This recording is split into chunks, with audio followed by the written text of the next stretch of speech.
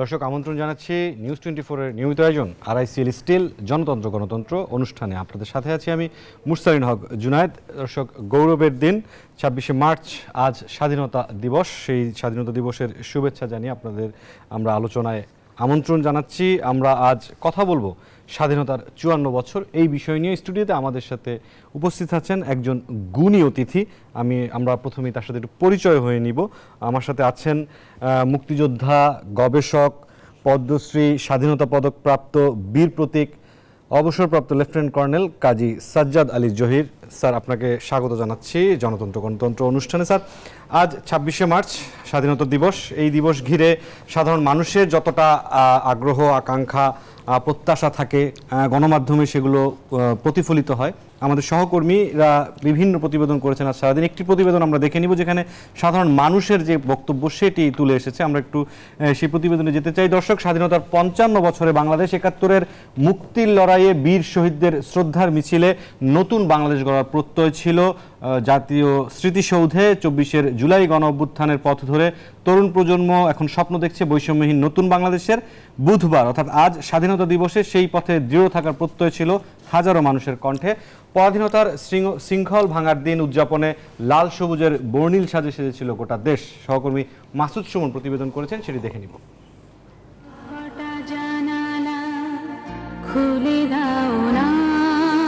বাংলার আকাশে স্বাধীন এ সূর্যের জন্যই 1971-এ জীবন দিয়েছিল লাখো বাঙালি। জাতির সেই বীর সন্তানদের শ্রদ্ধা জানাতে মহান স্বাধীনতা দিবসে জাতীয় স্মৃতিসৌধে মানুষের ঢল।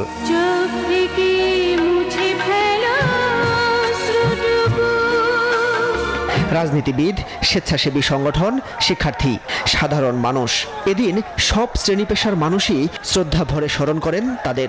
আগামীর প্রজন্মকে বীর সন্তানদের গৌরব গাথা জানাতেও ভুল করেননি বাবা মায়েরা। বাংলাদেশের জন্য প্রাণ দিয়ে আমাদের এই সুন্দর বাংলাদেশ দিয়েছে, তাদের শ্রদ্ধার আমরা এখানে ফুল দিতে এসেছি। আমি তাদেরকে এতটাই ভালোবাসি যে আমি নিজের মুখে বলে বোঝাতে পারবো না। যাদের আত্মত্যাগের বিনিময়ে এদের স্বাধীন হইল, তারা যদি না জানতে পারে তারাও তো আত্মত্যাগ শিখবে না। তবে স্বাধীনতার 55 বছর পরে এসে প্রশ্ন উঠছে, যে স্বপ্ন নিয়ে তাজা বুলেটের সামনে বুক চেতিয়ে দিয়েছিল লাখো মানুষ, তা কি বাস্তবায়ন হয়েছে? কি বলছেন ইতিহাসের সাক্ষীরা? আমাদের যে মুক্তির যে আকাঙ্ক্ষা, সেই মুক্তির আকাঙ্ক্ষা 71 সালে ঠিকই ছিল, কিন্তু এই আকাঙ্ক্ষাটা বাস্তবায়নের জন্য যে কার্যকরী যে পদক্ষেপগুলো নেওয়া দরকার ছিল মুক্তিযুদ্ধের পরপরই, সেই পদক্ষেপগুলো প্রকৃতপক্ষেই নেওয়া হয়নি। আমরা যে আকাঙ্ক্ষা নিয়ে মুক্তিযুদ্ধ করেছিলাম, আমরা পুরোপুরি সেখানে সফল হয়েছি এটা এখন সম্পূর্ণরূপে বলা যায় না, তবু আমাদের আকাঙ্ক্ষা তো আছেই। তরুণ প্রজন্ম বলছেন 71 পরবর্তী বিভিন্ন সময় মানচিত্র আঁকড়ে ধরেছে বিভিন্ন ফ্যাসিবাদী শক্তি। আবার পরাধীনতার শৃঙ্খলে আবদ্ধ করতে চেয়েছে 18 কোটি মানুষকে। তবে 24শে জুলাই আন্দোলন পরবর্তী বাংলাদেশ 71-এর বীরদের স্বপ্নের বাংলাদেশ বিনির্মাণে অনেকটাই সহজ হবে বলে মনে করছেন অনেকেই। পরবর্তী প্রজন্ম যাতে মুক্তিযোদ্ধাদের কথা স্মরণ করতে পারে এবং বাংলাদেশকে তারা কিরকমভাবে চেয়েছিল সেই প্রতিষ্ঠার লক্ষ্যে আমরাও চাই।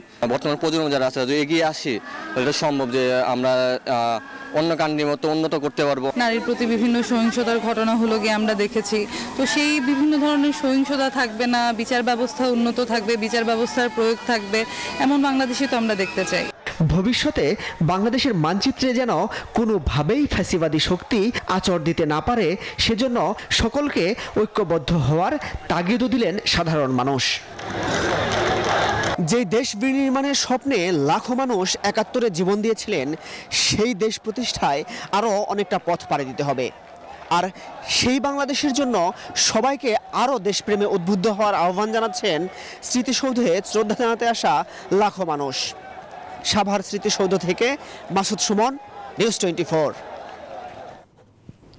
দর্শক, প্রতিবেদনটি দেখলাম। পরাধীনতার শেকল ভাঙার স্বপ্ন দেখেছিল 71-এ বাঙালি জাতি। সেই স্বপ্ন ছিল স্বাধীন সার্বভৌম রাষ্ট্র প্রতিষ্ঠা আর মুক্তিরও। বাংলাদেশের মুক্তিযুদ্ধ ছিল একটি জাতীয় মুক্তি সংগ্রাম, যা কেবল ভূখণ্ডগত স্বাধীনতা অর্জনের জন্য নয়, বরং একটি শোষণমুক্ত, ন্যায়ভিত্তিক ও গণতান্ত্রিক রাষ্ট্র গঠনের জন্য পরিচালিত হয়েছিল। 54 বছরে কোথায় দাঁড়িয়ে বাংলাদেশ? তা জানতে শুরু করছি আজকের আলোচনা। জনাব কাজী সাজ্জাদ আলী জহির স্যার, আপনি প্রতিবেদনটি দেখলেন, কিছু বক্তব্য শুনলেন, সাধারণ মানুষ কি বলছেন। আপনার কাছে প্রথম যে প্রশ্নটি নিয়ে যেতে চাই, 26শে মার্চ 1971 থেকে 26শে মার্চ 2025, 54 বছরের বাংলাদেশকে কেমন দেখলেন এবং কেমন দেখছেন? একটা জাতির জন্য 54 বছর খুব বড় কিছু না। আমরা তো এই যুদ্ধটা চাইনি 71-এ, একটা চাপিয়ে দেওয়া যুদ্ধ। একটা কথা বলতে চাই, বিশ্বের ইতিহাসে অনেক গণহত্যা হয়েছে, মাত্র 2টো গণহত্যা হয়েছে লিখিত ডকুমেন্ট দ্বারা। একটা 1B resolution 1943, Nazi Germany extermination of Jews, এটা করেছিল। আর 2 নম্বর অপারেশন সার্চলাইট। আমার জাতি অনেক কষ্ট পেয়েছে, এত দরিদ্র মানুষ যুদ্ধ করেছে, ভিয়েতকংরা ছাড়া আর কেউ ছিল না। কিন্তু তারপরে আমাদের নেতৃত্বের বিষয় ছিল, একতার বিষয় ছিল, চেতনার বিষয় ছিল। যাই হোক, আমরা অনেকগুলো ধাপ পেরিয়ে এসেছি, বেশ কিছু ধাপে আমরা এগিয়েছি, অনেক ধাপে আমরা পিছনে ফেলে গেছি। কিন্তু মানুষ তো সামনে দেখবে, নতুন সূর্য আসবেই। তাই আমি মনে করি আমাদের ভুল ত্রুটি 71-এর প্রজন্ম মুক্তিযোদ্ধাদের, সেগুলোকে ক্ষমা করে দিয়ে, সেগুলো থেকে শিক্ষা নিয়ে আমাদের নতুন প্রজন্ম এগিয়ে যাবে আরও দ্রুত দেশটাকে সুন্দরভাবে গড়ে তোলার জন্য। আমাদের তো দুটো দেশ হবে না, আর এখানে আমাদের থাকতে হবে। আরেকটা কথা বলতে চাই যে আমি মনে করি আমাদের নতুন প্রজন্ম আমাদের থেকে অনেক মেধাবী, এটাই নিয়ম। আমার পিতামহর থেকে আমরা বেশি পড়াশোনা করেছি। এই মেধাবী প্রজন্ম নিশ্চয়ই আমাদের দেশটাকে অতি দ্রুত গড়ে তুলবে এবং আত্মত্যাগ করতে শিখবে। কিন্তু একটা কথা আছে, সবারই ইতিহাসের পথ ধরে আগাতে হবে, ইতিহাস বিস্মৃত চলবে না। কারণ আমার অস্তিত্ব কিন্তু 71। স্যার, আমি আলোচনার সূত্র ধরে একটি প্রশ্ন নিয়ে যেতে চাই অপারেশন সার্চলাইটের দিকে। আপনি যেটি বলছেন বারবার যে 2টি হত্যাকাণ্ড, গণহত্যা, এটি ডকুমেন্টেড রয়েছে সারা বিশ্বে। এই 25শে মার্চের ঘটনাগুলো একটু শুনতে চাই আপনার কাছে। একই সাথে আপনি যেহেতু মুক্তিযোদ্ধা এবং গবেষণাও করেছেন, আপনার ফলাফল কি আসে সেখানে? আমার একটা অন্যভাবে আমি ব্যাপারটা বলতে চাই। আমি কিন্তু অপারেশন সার্চের যখন শুরু হয়, আমি পাকিস্তান সেনাবাহিনীর ছিলাম। আমরা কিন্তু বিবিসির মাধ্যমে শুনেছি পরের দিন, বিশ্বাস করতে পারি নাই। যে সেনাবাহিনীর জন্য আমি প্রস্তুত রক্ত দেওয়ার জন্য, যেই জাতির জন্য আমি প্রস্তুত রক্ত দেওয়ার জন্য, সে আমার ভাই যে সৈনিক, তারা আমাদের দেশে মানুষের উপর গণহত্যা করেছে। এটাকে একটু রিভাইজ করার চেষ্টা করি। আমি রাওয়ালপিন্ডিতে, সিয়ালকোটে, খাড়িয়াতে হাসপাতালে গেছিলাম। যখন মানুষ আহত হয়, তারা অনেক কথা বলে দেয়, সত্য কথা। আমার কলিগ সোলজার দেখতে গেছিলাম, আহত হয়ে যে বাংলাদেশ থেকে আহত হয়ে ফেরত গেছে, তারা কিন্তু বলে দিয়ে গেছে আমাকে যে অত্যাচার হচ্ছে, বলৎকার হচ্ছে। কারণ সে তো দুর্বল এখন। তখন বাংলা ভাষায় বলি, চিৎকার করে দরজা বন্ধ করে রুমে বলেছিলাম, যুদ্ধে যাইতাম, পাঞ্জাবি মারতাম, আমার কুমিল্লা ভাষায়। আমি পাকিস্তানে পালিয়ে আসি, সুদূর কাশ্মীর সীমান্ত দিয়ে। বড় কষ্ট হয়েছিল, আহত হয়েছিলাম সেই সেন্ট্রাল রিজার্ভ পুলিশ দ্বারা। আহত হিসাবে আমাকে মুজিবনগরে আসা হয়েছিল। আমি আহত হিসাবে যুদ্ধক্ষেত্রে গেছিলাম। তখন একটা স্বপ্ন ছিল, স্বপ্নটা ছিল একটা সুন্দর আদর্শ দেশ গড়ে তুলব। কিন্তু man proposes, god disposes, disposes তো আল্লাহ পাকের হাতে। আমরা সেটা পেলাম না। সেনাবাহিনীর মধ্যে অনেক ঘটনা হলো, আমরা জানি, সিভিল গভর্নমেন্টে হলো, অনেক রকম ঘটনা প্রবাহ হয়ে গেল, অস্থির হয়ে গেল জাতিটা। আজকে পর্যন্ত তার রেশটা আমি দেখতে পাচ্ছি। কিন্তু শুধু এখন তো আমার বয়স 75, আমি আশা করতে পারি আপনাদের কাছ থেকে, আপনারা আমার পরের প্রজন্ম, আমাদের বিফলতাগুলি সফলতা করে দেন, আমাদের ভুলগুলো সঠিক করে দেন। আপনাদের হাতে আমার সোনার বাংলাদেশ। আপনারা নিজের মধ্যে সমস্ত ভুল ত্রুটি ক্ষমা করে দিয়ে, নিজের মধ্যে একত্রিত করে, কোনো বিভাজন না রেখে সবাই মিলে দেশটাকে বাঁচিয়ে তুলুন। যে চেষ্টা আমরা করেছিলাম 71 সনে, ফলাফল পেয়েছিলাম 16ই ডিসেম্বরে, তার প্রতি বিভাজন হয়ে গেছিল। বিভাজন যেন আপনাদের মধ্যে না হয়, একত্রে দাঁড়ান। দেশ আমার মা, দেশ আমার মাতৃকা, আমার দুটো দেশ হবে না। আমরা কেউ বিদেশে নাগরিক হতে চাই না, আমরা এদেশেই থাকবো। আপনারা আমাদের নতুন প্রজন্ম, তাই বলতে চাই যে একটু শক্ত হন, একটু ইউনাইটেড হন, একটু চেতনা, বিবেক, ঘুমন্ত আত্মাকে জাগ্রত করুন, ইতিহাসের মুখোমুখি হন, একটা ভালো দেশ গড়ে তুলুন। এই সুযোগ আমরা বারংবার পাবো না। জি স্যার, আপনার বক্তব্যের সূত্র ধরে আপনি যেটি প্রত্যাশা করছেন, যেটি চাইছেন, তার আলোকেই জানতে চাচ্ছি যে 54 বছরে বাংলাদেশের নানান মৌলিক সমস্যা রয়ে গেছে। যদি দুটো উদাহরণই আপনাকে দেই, যখনই যারা ক্ষমতায় গেছেন বিরোধী মতকে কোণঠাসা করতে ব্যস্ত ছিলেন, অধিকারের কথা বললেই হামলা মামলা খুন গুম করা হয়। এই যে সার্বিক যে পরিস্থিতি, আসলে এর জন্য দায়ী কি, জনতা না রাজনীতি? বেশিরভাগ সময় রাজনীতি, আর কারণ রাজনীতিবিদরা জনতাই, আবার রাজনীতিবিদকে সাপোর্ট করছে জনতা। আম জনতার কথা যদি বলি আমি, এদেশের সাধারণ মানুষ কিন্তু খুব ভালো, ওরা রাজনীতিও বুঝে না, দুমুঠো খেয়ে তারা বাঁচতে চায়। মুক্তিযোদ্ধারা কারা ছিল আমাদের ক্যাম্পে দেখেছি, হতদরিদ্র, তাই জীবন দিয়ে তার প্রস্তুত ছিল, খুব কম খেয়ে কম পরে তারা যুদ্ধ করেছে। কিন্তু আজকে যারা অনেক মুক্তিযোদ্ধার আমরা ছবি দেখছি, তাদেরকে আমরা যুদ্ধক্ষেত্রে দেখি নাই। সার্টিফিকেটে বাণিজ্য হয়েছে, যেটা আপনিও বলেছেন। এই ভুলগুলো শুধরাতে হবে, সময় লাগবে, কিন্তু আসলে 54 বছর কি কম সময় হয়ে গেল শুধরানোর জন্য? 54 বছর দিয়ে তো মাপ করলে হবে না, ঘটনা প্রবাহ দিলে মাপ করতে হবে আপনার। জাতির মধ্যে বিভাজন থাকলে, জাতির মধ্যে নৈতিক স্খলন হলে, জাতির মধ্যে আবার নিজেদের মধ্যে শত্রুতা যদি হয়, তাহলে এটা হতে পারে। অনেক দেশই আছে, আফ্রিকার দেশ দেখবেন বহু বছর ধরে, আমি এক্সাম্পল কম্প্যারিজন করছি না, আমাকে ক্ষমা করে দেবেন, বহু দেশ কিন্তু বহু বছর ধরে এরকম একটা অবস্থানে চলে গেছে। কিন্তু আমি মনে করি আমরা অনেক সহনশীল জাতি, আমরা অনেক ইন্টেলিজেন্ট একটা জাতি। আমাদের ঘটনা প্রবাহগুলি হয়তো এত সুষ্ঠু হয় না এ পর্যন্ত, কিন্তু মানুষ তো আশাবাদী। আমি আশা করি আমার মৃত্যুর পূর্বে, যেটা সময় হয়তো বেশি নাই, আমি একটা ভালো দেশ দেখে যেতে চাই। আশা তো করতে পারি, আমার সন্তান থেকে আশা করতে পারি। আজকে যারা রাষ্ট্র ক্ষমতার ইম্পর্টেন্ট জায়গায় আছেন, অনেকেই তো আমাদের সন্তান। তাহলে আমার সন্তানকে তো আমি বাদ দিয়ে এদেশ ঘুরতে পারবো না। জি স্যার, স্বপ্নে দেখার ফলেই কিন্তু আজ বাংলাদেশ, স্বাধীন বাংলাদেশের যে ভূখণ্ড, সেটি সার্বভৌম বাংলাদেশ প্রতিষ্ঠিত হয়েছে। স্যার, একটু সমসাময়িক প্রসঙ্গে আসতে চাই। এক পক্ষ বলছে 71 আর 24 আলাদা নয়, আবার আরেক পক্ষ বলছে 71-এর সাথে 24-কে মেলানো যাবে না। আপনি তো মুক্তিযুদ্ধ করেছেন, 75 বছর বয়স হয়ে গিয়েছে আপনার, বিভিন্ন গবেষণা করেছেন, বিভিন্ন পদকে আপনি ভূষিত, তার চেয়েও বড় আপনি একজন বীর প্রতীক। আপনার কি মনে হয় যে আসলে কোন জিনিসটি যৌক্তিক, কোন পক্ষ যুক্তির কথা বলছে? আচ্ছা, এটা আমি অনেক চিন্তা করেছি। দুটো কি প্রায় একই না? 71 কি?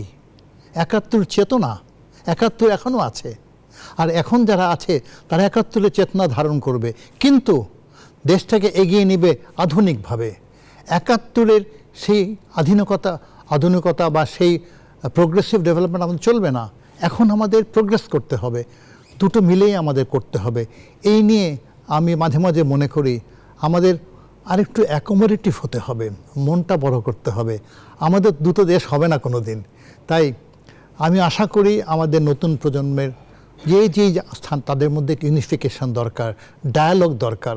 ডায়ালগ করলে এটা একটা কমফোর্টেবল পজিশন চলে আসবো আমরা। আমি এটাকে বড় বেশি কিছু মনে চাই না। আর আমি মুক্তিযোদ্ধা, আমি কিন্তু মুক্তিযোদ্ধার সমস্ত ক্রেডিট নিতে পারি না। যেই নারী আমাকে ভাত খাওয়ানোর জন্য বাড়িতে আশ্রয় দেওয়ার জন্য উনি বলৎকারের শিকার হয়েছে, আমি মনে করি তিনি আমার থেকে বড় মুক্তিযোদ্ধা। যে কৃষক আমাকে যে তথ্য নিয়ে এসেছে, খানের আসছে বাবা তোমরা সরে যাও, এর জন্য তাকে হত্যা করে, সে আমার থেকে বড় মুক্তিযোদ্ধা। এটা কিন্তু যুদ্ধ নয়, এটা মুক্তিযুদ্ধ। সের মধ্যে স্যাক্রিফাইসটা নানারকমভাবে হতে পারে। আমি মনে করি বহু গণমানুষ ছিলেন তারা আমার থেকে অনেক উঁচু মুক্তিযোদ্ধা, এবং তাদের তো কোনো সোসাইটিতে কোনো প্রতিফলন দেখলাম না। তাই ভালোবাসতে হবে নিজের মানুষকে। কম্পিটিশানটা ভালো, হেলদি কম্পিটিশান। সবার আইডিয়া আমরা নেই, তারপরে আমরা বসি আলোচনা করি। সবাই তো 71 আমরা বলতাম আমরা বাঙালি, আমরা একটা জাতি। আজকে বিভাজন হবে কেন? একটা জাতি কি বিভাজন দিয়ে আগাতে পারবে? এই কথাটা আমি মাঝে মাঝে মনে করি, there is always the bridge is not too far. এই ব্রিজ অতিক্রম করতে হবে আমাদের, এবং এটা আপনারা পারবেন। আমাদের সঙ্গে আপনাদের জেনারেশন গ্যাপ আছে একটা, কিন্তু আপনারা অনেক ডিজিটাল, অনেক আধুনিক, অনেক বেশি পড়াশোনা জানেন। আজকে যদি এই দেশ আক্রমণ হয়, আমার সৈনিক ভাই, আমার মুক্তিযোদ্ধার সন্তানেরা আরও ভালো যুদ্ধ করবে আমাদের জন্য। I don't live in the past, I want to live in the future. G sir, আপনার যেই বক্তব্য তার আলোকে যদি একটু সংক্ষেপ আপনার কাছে জানতে চাই, আপনি যে অবস্থান ব্যাখ্যা করলেন, 24-এর গণঅভ্যুত্থানের মাধ্যমে 71-এর চেতনা পুনরুজ্জীবিত হয়েছে, এ ধরনের যদি মন্তব্য করা হয় একমত হবেন কিনা? চেতনা ব্যাপারটা কিন্তু ব্যক্তিগত। এখন এটা তো আমি জোর করে বলতে পারি না কারোর জন্য। আমি মনে করি আমার সন্তান যেদিন শহীদ হয়েছে, আমি একই কষ্ট পেয়েছি 71-এ আমার যোদ্ধা, সহযোদ্ধা শহীদ হয়েছে, একই। সে তো আমারই সন্তান। 2 নম্বর, তাদের স্পিরিট, সাহসিকতা দেখে আমি মুগ্ধ হয়েছি। এটা আমি সিধা বলতে চাই। তারা সাহস করেছে। অনেক কনস্পিরেটরি থিওরির কথা বলে, আমি সিধা কথা বলতে চাই, সাহস করে এগিয়ে গেছে। এটাই তো দেশপ্রেম। বিপদের সময় দেশের জন্য, সমাজের জন্য, রাষ্ট্রের জন্য আমরা একত্রে এগিয়ে গেছি। আমি ডিফারেন্স দেখতে চাই না। যদি আমি ডিফারেন্স দেখি, আমার মুক্তিযোদ্ধা হেরে যাবে তাহলে। কারণ আমার মুক্তিযুদ্ধের ধারক বাহক হচ্ছে আজকের নতুন প্রজন্ম। আমি এত কষ্ট করে যুদ্ধ করেছি, আমার শরীরে অনেক সমস্যা আছে এর জন্য, এটা আপনার সঙ্গে আলাপ করেছি। এখন আমি বলি, আমার মৃত্যুর আগে তো আমি ভালো দেশ দেখে যেতে চাই। সেটা আমি বানাতে পারবো না, আর আমার সন্তানেরা পারবে। আমি তাদেরকে বলবো যে নিজেদের মধ্যে বিভাজন না করে more of dialogue, more of understanding, compassion দিয়ে দেশ ভালো করে তোলেন। কারণ আমাদের প্রজন্ম নেতৃত্বে আসবে না, ওরাই নেতৃত্বে আসবে। তাদের হাতে থাকবে আমার সোনার বাংলাদেশ। জি স্যার, আমরা একটু বিরতি থেকে আসি। দর্শক, আরআইসিএল স্টিল জনতন্ত্র গণতন্ত্রে আলোচনা হচ্ছে স্বাধীনতার 54 বছর, এই বিষয়ে আরও আলোচনা হবে। সময় হয়েছে একটি বিরতির, ফিরছি, সাথেই থাকবেন। দর্শক, বিরতির পর আবারও আমন্ত্রণ জানাচ্ছি আরআইসিএল স্টিল জনতন্ত্র গণতন্ত্র অনুষ্ঠানে। আমরা আলোচনা করছি স্বাধীনতার 54 বছর এই বিষয়ে। স্টুডিওতে আমাদের সাথে উপস্থিত আছেন একজন গুণীজন, তার পরিচয় আবারও একটু করে দিতে চাই। তিনি একজন বীর প্রতীক, স্বাধীনতা পদক, পদ্মশ্রী পদক প্রাপ্ত গবেষক। সবচেয়ে তার বড় পরিচয়, তিনি আমাদের একজন গর্বিত মুক্তিযোদ্ধা, অবসরপ্রাপ্ত লেফটেন্যান্ট কর্নেল কাজী সাজ্জাদ আলী জহির। স্যার, আপনাকে আবারও আমন্ত্রণ জানাচ্ছি আজকের আলোচনায়। স্যার, আমরা একটু আবারও 26শে মার্চের একদিন আগে, অর্থাৎ 25শে মার্চ যে গণহত্যা, এই ধরনের গণহত্যার তো আরও বেশ কিছু উদাহরণ আছে, ডকুমেন্টেড আছে। আপনি বলেছেন মাত্র 2টি। যদি আমরা ব্রিটিশ পিরিয়ড থেকে ধরি, তাহলে আসলে আপনি কি বলবেন, আর কি কি আপনার কাছে তথ্য আছে এ ধরনের? আসলে গণহত্যা অনেক হয়েছে, লিখিত, পরিকল্পিত, প্ল্যান্ড, ডকুমেন্টেড গণহত্যা আমরা দুটো পাচ্ছি। একটা 1943 নাজি জার্মানি, এটা 1B একটা শহর, জার্মানি, বার্লিন থেকে প্রায় 60 মাইল দূরে।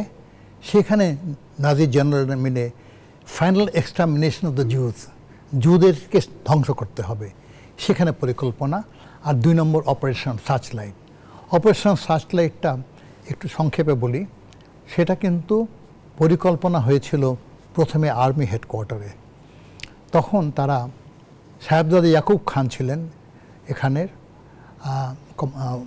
গভর্নর, এবং আর্মি কমান্ডের থেকে ওদেরকে বলা হয়েছিল যে একটা প্ল্যান করার জন্য, তো তারা করে না এটা। তখন তারা টিক্কা খানকে নিয়ে আসলো। কেন আনলো? টিক্কা খানকে আনার একটা কারণ আছে। টিক্কা খান পূর্বে বেলুচিস্তানে বহু বেলুচিকে হত্যা করেছিল। আমি জানি কেমন করে। আমার এক বন্ধু বেলুচির বাসায় গেছিলাম, বাসের থেকে নামলাম, দেখলাম চায়ের দোকানের পাশে ওয়ালে লাল অক্ষরে লেখা আছে উর্দুতে, আমি উর্দু পড়তে পারতাম, আম্মা লাল তেরি খুন কিয়া খুনিয়া, বাংলাতে মা তোমার লাল মির আদরের সন্তান খুনিরা খুন করছে। দোকানদারকে জিজ্ঞেস করলাম এটা কি, উর্দুতে বললাম। বলে দেখো মাত দেখো না, বলো মাত বলো না, টিক্কা আগিয়া। তিনি বেলুচিস্তানে বহু বেলুচিকে হত্যা করেছিল, কোনো বিশ্ববিবেক জাগ্রত হয়নি। বহু বেলুচিরা পরবর্তীতে আফগানিস্তানে পালিয়ে গেছে, ইরানে পালিয়ে গেছে, ইজিপ্টে পালিয়ে গেছে। He became butcher of Balochistan, বেলুচকে কন্ট্রোল করে ফেলেছিল সে। তখন ইয়াহিয়া খান সিদ্ধান্ত হলো টিক্কা খানকে আনবে। অর্থাৎ এটি ম্যাসিভ হিউম্যান কিলিং এর এক্সপেরিয়েন্স আছে এরকম কাউকে টিক্কা খান একমাত্র। যেই দিন 7ই মার্চের ভাষণ হচ্ছে সেই দিনই টিক্কা খান একটা প্লেন দিয়ে চলে আসলো, এত লোক দেখতে পারলো। ঢাকা এয়ারপোর্টে নিয়ে অফিসারদের বকাবকি করলো যে তোমরা একটা মেস ক্রিয়েট করেছো, এত অ্যালাউ করলে কেমন করে। তারপরে ইয়াহিয়া খানের সঙ্গে কথা হলো, একটা অপারেশন প্ল্যান রেডি করলেন, অপারেশন সার্চ লাইট। এটার মধ্যে কারা কারা লিখলো আমি এত বিস্তারিত বলবো না। এইটা কোড ওয়ার্ড করে পাঠালো ইয়াহিয়া খানের কাছে, সেইখানে উনি আর্মি চিফ এরা মিলে সিদ্ধান্ত পাঠিয়ে দিল গোপনে। কিন্তু একটা আশ্চর্য ব্যাপার, অপারেশন সার্চ লাইট আমি 100 বার পড়েছি, কোথাও লেখা নাই কিল, কোথাও লেখা নাই শুট, কিছুই লেখা নাই। দুটো ওয়ার্ড লেখা আছে, একটা হলো অ্যারেস্ট আর ডিসআর্ম। এটা কিন্তু খারাপ কিছু না, অ্যারেস্ট করলে কোনো জেনোসাইড হয় না, ডিসআর্মের রাইফেলটা নিয়ে নাও। কিন্তু পরবর্তীতে আমি যখন পাকিস্তানে পেলাম আমি জানতে পারলাম এই দুটো ওয়ার্ডই সবচেয়ে ডেঞ্জারাস। পরবর্তীতে যখন প্রত্যেকটা কমান্ডারের কাছে একটা করে অপারেশনাল অর্ডার দেওয়া হলো 25শে মার্চ কালো রাতের জন্য, খাদিম হোসেন রাজা আরেকজন রাউফ রহমান আলী দুইটা হেলিকপ্টারে করে বাংলাদেশের সমস্ত কমান্ডারদেরকে দিয়ে আসলো। তখন মুখে মুখে বলেছিল যেখানে লেখা আছে ডিসআর্ম অর্থ শেষ করে দাও, যেখানে লেখা আছে অ্যারেস্ট শেষ করে দাও। অপারেশন সার্চের কোনো অ্যারেস্ট হয় নাই, কিল করা হয়েছে। এটাই ছিল অপারেশন সার্চ লাইট। এবং সেই সার্চের অপারেশন তারা করলো, এক্সাম্পল দেই, জঘন্য গণহত্যা। রাজারবাগ পুলিশ লাইনের প্রায় 500 পুলিশকে হত্যা করেছে। বলা হয় না তোমরা ডিসআর্ম করো, মেশিন গান ট্যাঙ্কে উড়িয়ে দেওয়া হয়েছে, ইপিআরকে উড়িয়ে দেওয়া হয়েছে, ঢাকা বিশ্ববিদ্যালয়ের ছাত্রদের উড়িয়ে দেওয়া হয়েছে, ওল্ড ঢাকাতে উড়িয়ে দেওয়া হয়েছে, মালাকার টোলায় সমস্ত হিন্দু সম্প্রদায় মেরে ফেলা হয়েছে, ঢাকা, চট্টগ্রাম, নোয়াখালী, কুমিল্লা সবখানে। তাহলে দেখছি আমরা পরিকল্পিত গণহত্যা হয়েছিল একটা। সেই পরিকল্পিত গণহত্যার যখন শুরু হলো তখনই বাঙালি জাতি রুখে দাঁড়ালো। বাঙালি সৈনিক, বাঙালি পুলিশ, আনসার, মুজাহিদ, আপনার আমার পিতামাতা, ছাত্র, শিক্ষক, জনতা, কৃষক সবাই উঠে দাঁড়ালো। আমি মুক্তিযুদ্ধের সময় দেখেছি আমাকে ক্যাম্প কমান্ডাররা বলছেন আমরা কি করব, এত তরুণরা চলে আসছে সীমা অতিক্রম করে, চিৎকার করছে, দেখেন ডেমনস্ট্রেশন করছে, অস্ত্র দাও, ট্রেনিং দাও, যুদ্ধে যাইতাম, পাকিস্তানে মারতাম। এই স্পিরিটটা ছিল 71-এর। আমরা ট্রেনিং দিয়ে শেষ করতে পারছিলাম না। 10টা মারা গেলে, শহীদ হলে 50টা চলে আসতো সেখানে। এই গণহত্যা যেটা ছিল এটার উপরে ইম্প্যাক্ট পড়ে গেল কিন্তু সমাজের উপরে। নারী নির্যাতন, শিশু হত্যা হলো। এত রক্তক্ষরণের পরে আমরা স্বাধীন পেলাম দেশটাকে, কিন্তু যেটা হলো দেশটা শান্তিতে রইল না, এটা দুঃখ রয়ে গেল। আমার সোনার বাংলা বলি আমরা, কিন্তু সোনার বাংলায় সেই সুখটা পেলাম না। স্যার আমরা তাহলে একটু আপনার যে হতাশা যে অভিব্যক্তি সেখান থেকে আমরা একটু বর্তমান সময় আসতে চাই। 71 পরবর্তী সময় অধিকার আদায়ের উল্লেখযোগ্য একটি সময় হচ্ছে 2024। এই গণঅভ্যুত্থানকে, ছাত্র জনতার বিজয়কে কি প্রকৃতভাবে আসলে উপলব্ধি করা যাচ্ছে না, যেমনটা আসলে 71-এর অর্জনকেও করা হয়নি বা করা যায়নি? আমি আপনাকে হয়তো সমস্ত তথ্য তো এখনও পাওয়া যাবে না।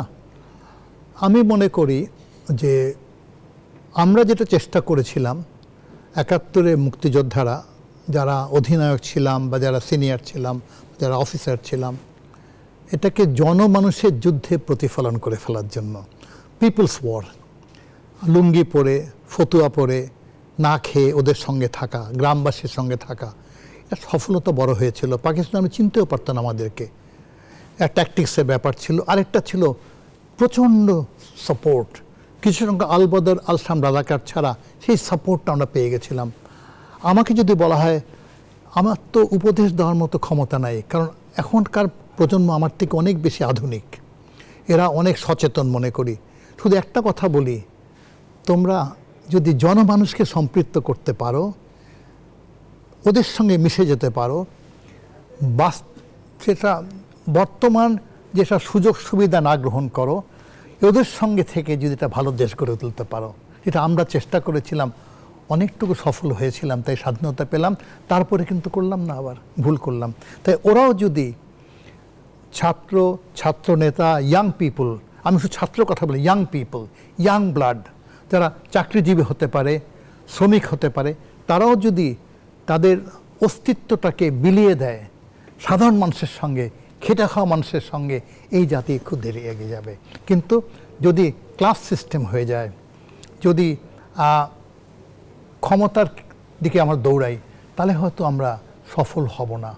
সুতরাং এর মধ্যে অনেকে বলতে পারে পলিটিক্যাল পাওয়ার হাতে নানলে ডেভেলপমেন্ট করা যায় না। ৭১ আমরা যুদ্ধ করেছি, পলিটিক্যাল পাওয়ার ছিল। এখন যুদ্ধ হবে দারিদ্র্যের বিরুদ্ধে, অত্যাচারের বিরুদ্ধে, নিপীড়নের বিরুদ্ধে, বলৎকারের বিরুদ্ধে, তারপরে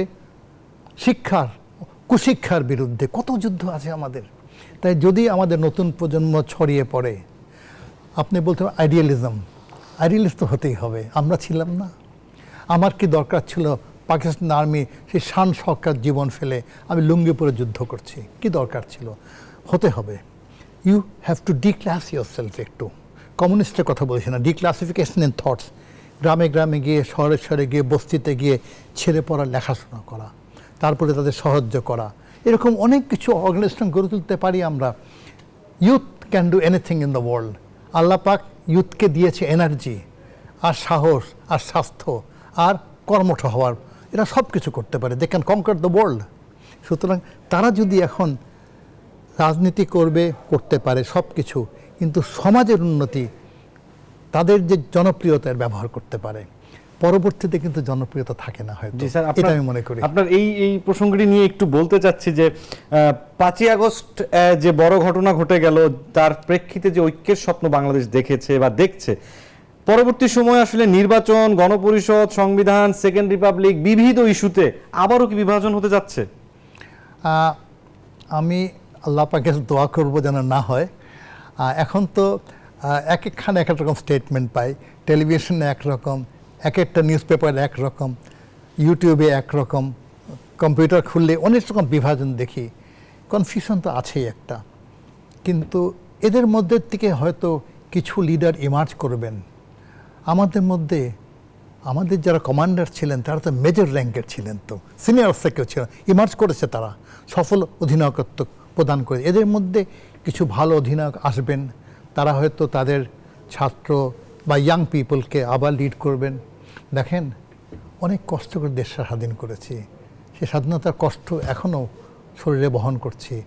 আমার তো একটাই দেশ, আমার দেশটা ভালো হতে হবে, আমি নিশ্চয়ই এটা আশা করি।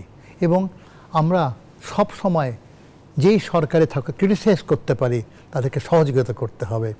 আমরা যে কোনো সরকারের আমরা বিরুদ্ধাচরণ করি, এটাও ঠিক, কিন্তু উন্নয়নে যেন বাধাগ্রস্ত না করতে পারে। আমাদের দেশে উন্নয়নটা খুব দরকার আছে বলে মনে করি, গরিব দেশ। জি স্যার, আমরা আরেকটু বিরতিতে যাব। দর্শক, আলোচনা হচ্ছে আরআইসিএল স্টিল জনতন্ত্র গণতন্ত্রের স্বাধীনতা 54 বছর, এই বিষয়ে। সময় হচ্ছে আরও একটি বিরতির, ফিরছি, আরও আলোচনা হবে, সাথেই থাকুন। দর্শক, বিরতির পর আবার আমন্ত্রণ জানাচ্ছি আরআইসিএল স্টিল জনতন্ত্র গণতন্ত্র অনুষ্ঠানে। আমরা কথা বলছি স্বাধীনতার 54 বছর এই বিষয়ে। স্টুডিওতে উপস্থিত আছেন অবসরপ্রাপ্ত লেফটেন্যান্ট কর্নেল কাজী সাজ্জাদ আলী জহির, বীর প্রতীক, স্বাধীনতা পদক, পদ্মশ্রী পদক প্রাপ্ত মুক্তিযোদ্ধা এবং গবেষক। স্যার, আমরা আবার একটু আলোচনায় ফিরে যেতে চাই। 54 বছরের যে স্বাধীনতা আমরা আজ উদযাপন করলাম, সফলতা নাকি ব্যর্থতা, কোনটির পাল্লা ভারী মনে করেন? নিশ্চয়ই সফলতা অনেক ভারী।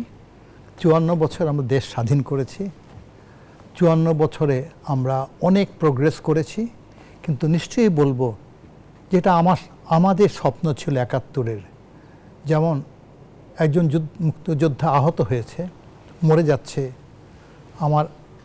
আমি হাত ধরে আছি, চিকিৎসার কিছু নাই, আর মারা যাবে। সে বলছে, স্যার ভালো দেশ দেখে যেতে পারলাম না, আপনারা কি ভালো দেশ বানাতে পারবেন? নিশ্চয়ই পারবো ইনশাল্লাহ। ও মরে গেল। হয় নাই তো সেরকম যেটা আশা করেছিলাম। কিন্তু 54 বছর একটা জাতির জন্য সব কিছু না, আবার সেটা দেখতে হবে।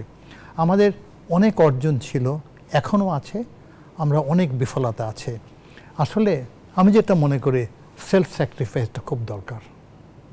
আমরা নিজের জন্য স্যাক্রিফাইস করি, ঠিক একই আকারে দেশের জন্য যদি করি ভালো হবে। লোভ লালসা সমাজে প্রতীয়মান। যদি আমরা করাপশান চেক করি, লোভ চেক করি, মিসবিহেভিয়ার মিসকন্ডাক্ট চেক করি, মানুষের ক্ষতি না করি, টলারেন্স ডেভেলপ করি, তাহলে সোসাইটি ভালো হবে।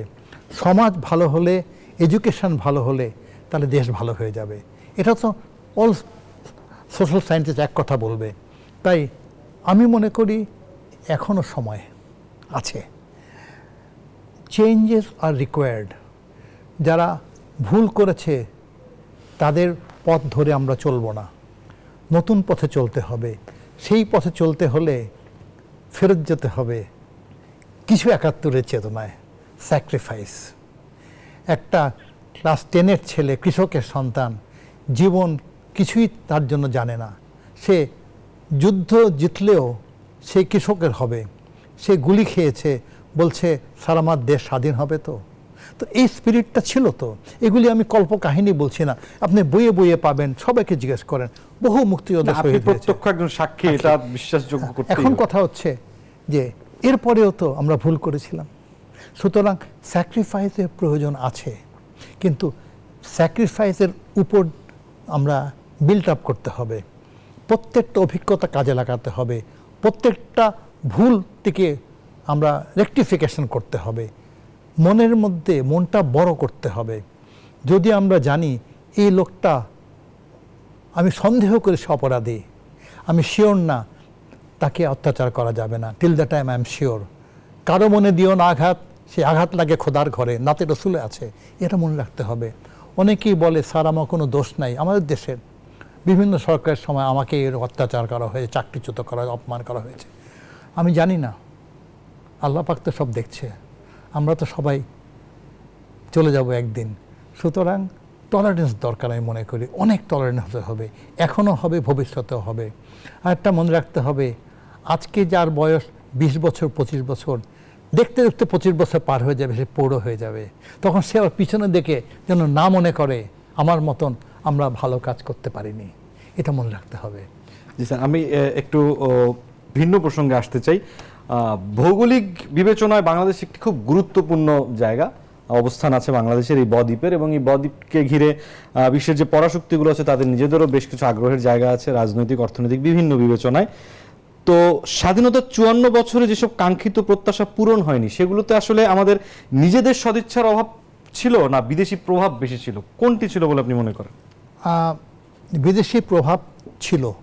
কারণ ওই যে বলা হয় যে সুন্দরী মহিলা থাকলে গ্রামের অনেকেই উত্ত্যক্ত করে, আমাদের অবস্থা এরকমই, যে অনেক রিসোর্সেস আছে, অনেক কিছু আছে, তাই বিগ পাওয়ার পলিটিক্সে আমাদের প্রতি আনফেয়ার হয়েছে বলে মনে করি।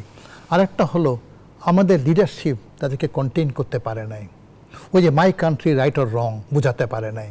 তাই আমরা অনেক সময় নিজের দেশের স্বার্থটাকে হয় ইনএফিসিয়েন্সির জন্য বা ইচ্ছা করে আমরা কিছুটা হলেও আমরা বলিদান দিয়ে দিয়েছি অনেক সময়। সুতরাং এই ব্যাপার থেকে আমাদের উঠে আসতে হবে, সাহসী হতে হবে, সময়ের সাহসী সন্তান হতে হবে। আমার দেশ বাংলাদেশ, গরিব হতে পারি, আমার অর্জন আমার নিজের অর্জন, আমার দেশে কোনো ক্ষতি আমরা করব না, আমার দেশে বিরুদ্ধাচরণ করব না, এগুলি খুব প্রয়োজন। সেই শিক্ষাটাকে আমরা কিভাবে দিচ্ছি স্কুলে, কলেজে, মাদ্রাসাতে, ইউনিভার্সিটিতে, এদিকে আমরা দেখতে হবে। আর একটা কথা, ইতিহাস সচেতনতা হতে হবে, কারণ আমাদের ইতিহাস অনেক গৌরবের, আবার অনেক ট্র্যাজেডিরও, দুটোই জানতে হবে নতুন প্রজন্মকে। জি স্যার, আমাদের ফেলিউর জানতে হবে। ইতিহাসের প্রসঙ্গে আসলে আপনার কাছে আমি শেষ প্রশ্নটি নিয়ে আসতে চাই, একদম শেষ। আপনার প্রত্যাশা, আপনি কি আশা করেন সেই বিষয়ে একটু আমাদেরকে জানাবেন স্যার। 52, 71, 90 তিনটি ঘটনায় ছাত্র জনতার যে ভাষা ছিল, পরবর্তী সময়ে দেখা গেছে দেশের রাজনীতি সেগুলো অনুধাবন ও ধারণ কোনোটাই করেনি। ধারাবাহিকতা এসেছে 24। এবার কি দেশের জন্য শুভ কিছু হতে পারে বলে মনে করেন? যদি আমরা আপনার সঙ্গে একটু সামান্য দ্বিমত করি, এতগুলো ডেট দিয়েছেন আপনি, হ্যাঁ, যেই সফলতা আমাদের কাম্য সেটা হয়নি, যেটা আমরা চেয়েছিলাম হয়নি, কিছুটা সফলতা হয়েছে, partially should have been much better.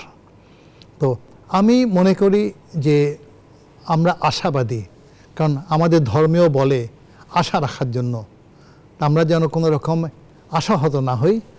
আমি আশা করি নিশ্চয়ই বর্তমানের যে সময় দিয়ে আমরা যাচ্ছি এটা একটা অধ্যায়টা আমরা যদি সঠিকভাবে পরিচালনা করি একটা দিন, 2 নম্বরে 71-এর মতো ইস্পাতের মতো একত্রতা দরকার জাতি সমাজের মধ্যে। বিশ্বাস করুন এত বড় একটা জাতি, কিছু সংখ্যক আলবদর আলসাম রাজাকার ছিল, প্রায় সবাই ছিল স্বাধীনতার পক্ষে, এরকম একটা স্পিরিট দরকার আমাদের। 3 নম্বর যে আশাবাদী এত হতে পারি যে আমাদের ইতিহাস থেকে শিক্ষা আমার যদি নেই, তাহলে আর আমাদের তরুণ প্রজন্ম যাদের প্রতি আমরা শ্রদ্ধাশীল, যারা এদেশের জন্য অনেক আত্মত্যাগ করার জন্য সবসময় প্রস্তুত, তারা যদি সঠিক পথে এগিয়ে যায় তাহলে আমাদের জাতি তো এগিয়ে যাবে। আর যদি তারা সঠিক পথ না ধরে আগাতে পারে তাহলে আমরা এই আলোচনা করতেই থাকবো। জি স্যার, আপনাকে অসংখ্য ধন্যবাদ। স্বাধীনতার 54 বছরের আজকের এই দিনে আরআইসিএল স্টিল জনতন্ত্র গণতন্ত্রে যুক্ত হয়ে আমাদের সাথে গঠনমূলক এবং জ্ঞানভিত্তিক আলোচনার জন্য ধন্যবাদ আপনাকে। দর্শক, আরআইসিএল স্টিল জনতন্ত্র গণতন্ত্রে আমরা আলোচনা করছিলাম স্বাধীনতার 54 বছর এই বিষয়ে। দর্শক, সহনশীলতা, প্রজ্ঞা, ছাড় দেওয়ার মানসিকতা, দেশ ও জনগণের কল্যাণে কাজ করা রাজনৈতিক দলগুলোর জন্য সবচেয়ে বড় দায়িত্ব, এবং সেই দায়িত্ব পালনের মাধ্যমে অর্থনৈতিক যে মুক্তি সেই আসুক, সেই বিষয়টি প্রতিটি নাগরিকের জীবনে, পাশাপাশি উন্নত রাষ্ট্র হিসেবে গড়ে উঠুক আমাদের বাংলাদেশ, সেই প্রত্যাশায় শেষ করছি আজকের আরআইসিএল স্টিল জনতন্ত্র গণতন্ত্র। সবাই ভালো থাকবেন, শুভরাত্রি।